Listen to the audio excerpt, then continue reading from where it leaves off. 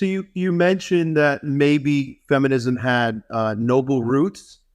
Tell me more about that. Because there are those who argue that there's no such thing as good feminism, and if we're saying that refraining from the victim mindset is an important thing here. I'm curious how do you reconcile that with there maybe being a good feminism? Yeah, well, there's an example that I use in my book, actually. I think it was in the 1800s. I can't remember the exact date, but there was a law passed in London that prevented you from beating your wife after 9 o'clock at night, I think it was. And the roots of it really weren't to protect women. It was because of noise pollution issues. And they didn't want to hear their neighbors beating their wives while she was screaming, sort of thing. So they kind of started to adopt these things. It's like, well, why are we beating women? And I think that's a reasonable thing. Like, why are we beating women, right? Like, is that absolutely necessary? Mm-hmm. Okay. Right. Yeah, I can see that. Number 3, the unhappy and unlucky. So, why would you want to stay away from an unhappy woman? Oh, yeah. The unhappy, the unlucky woman. She's going to come home for work. She's going to be complaining about the part-timer that shows up late, doesn't do her job properly. She has to pick up the slack.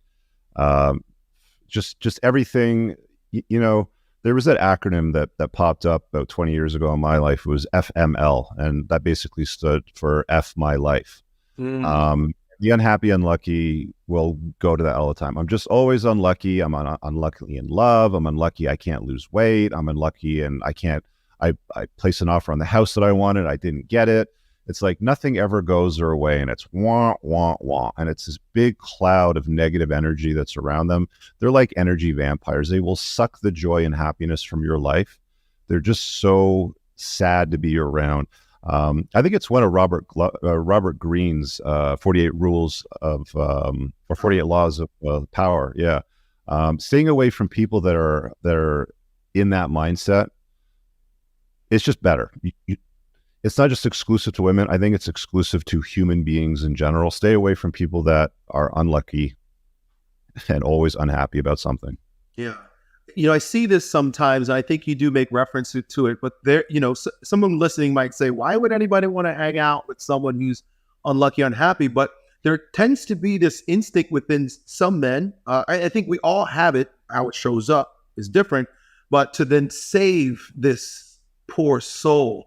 What do you say to men that are attracted to these poor souls so that they can, potentially lift them up?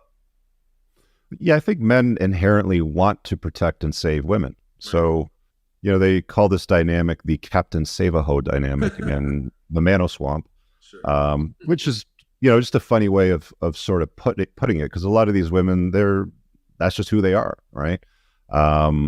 It's part of our nature as men to want to protect weaker women, weaker beings, weaker beings. This is why we accept refugees into certain countries based on their story or their narrative, why they're leaving. This is why we send food to starving children in Africa when they show us those videos on TV, because we want to protect, we want to preserve, we want to better things. And women are just part and parcel of that. So the thing that men need to understand is I think you have to set strong and firm boundaries around you and the people outside of your inner circle, because if you invite the wrong person into your life, you can complicate it unnecessarily. So being a kind man is good. Being a nice guy that's a pushover, that's more of a Captain Save-A-Ho, that's where you run into problems. This is where you run into trying to save women, or you get guys that will wife up a gal that's got 4 kids from 3 different fathers, a whole bunch of debt. Like these guys swoop in routinely and will give up their life savings and their opportunity to father their own children to raise another man's children and bail her out. It's very common. Yeah, I mean, there's so many. You have a whole chapter on dating single mothers, so I don't want to get too deep into that, but definitely a problem that we see, and one that a lot of people would argue. Say, oh, you're supposed to help these women, but who was there to tell her to stop making them bad decisions? I get it. Right. Red flag number 4. Because we got 20 of them, so let's rock. So I see this one a lot.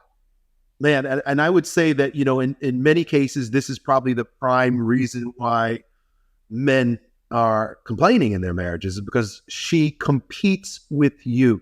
So a woman that competes with you is not one that you want to have a relationship, right?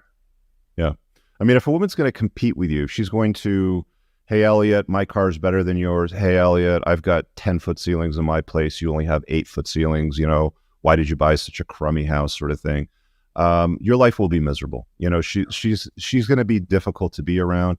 And that's one of the telltale signs of the avatar of this boss girl, which we see very predominantly today.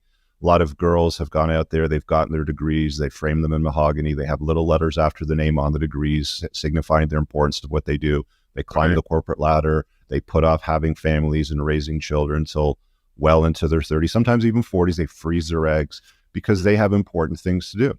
And one of the consequences of that mentality, of that mindset, is they tend to compete with the men in their life.